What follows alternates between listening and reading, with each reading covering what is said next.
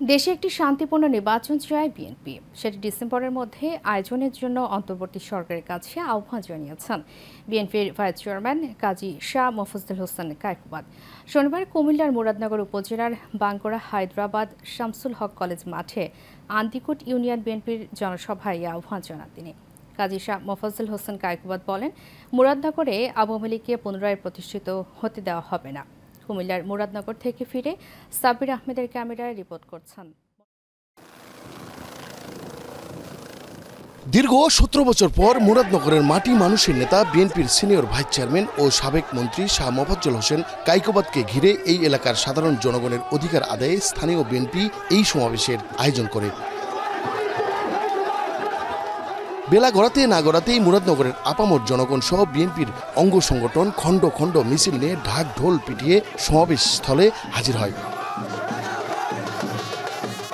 5 আগস্টের পর স্বৈরাচার মুক্ত দেশ হলেও মুরাদনগর এখনও স্বৈরাচার মুক্ত হয়নি, বরং আওয়ামী লীগ এনসিপিতে যোগ দিয়ে বিএনপির নেতাকর্মীদের আগের মতো হামলা মামলা দিয়ে বিভিন্নভাবে হয়রানি করে আসছে।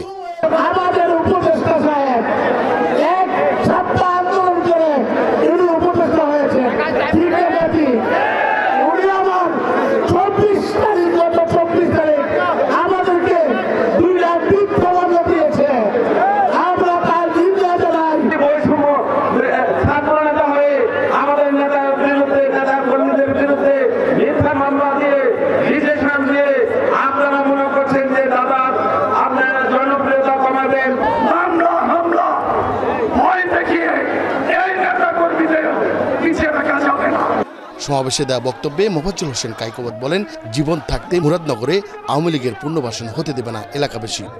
আজকের এই মুরাদনগরের সমস্ত কিছু যা কিছু হচ্ছে অপকর্ম মামলা মোকদ্দমা, তার জন্য দায়ী কুমিল্লার এসপি বাঙ্গুরার ওসিকে বদলি করেছে, তার মন মতো করে সাজাইছে যাতে করে আওয়ামী লীগকে সাহায্য করা যায়।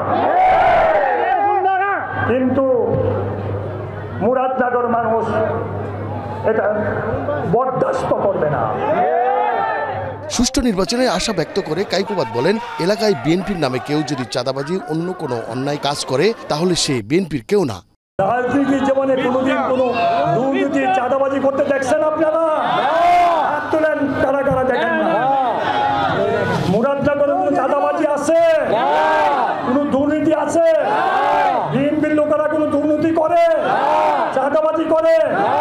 তবে আমি সাথে সাথে বলতে চাই, আমাদের নেতাদের মধ্যে কেউ যদি কোনো দুর্নীতি করে, কোনো চাঁদাবাজি করে, সাথে সাথে জানাবেন, সাথে সাথে তাকে দল থেকে বহিষ্কার করা হবে। মন্ডলের নাম, এশিয়ান টেলিভিশন, কুমিল্লার মুরাদনগর।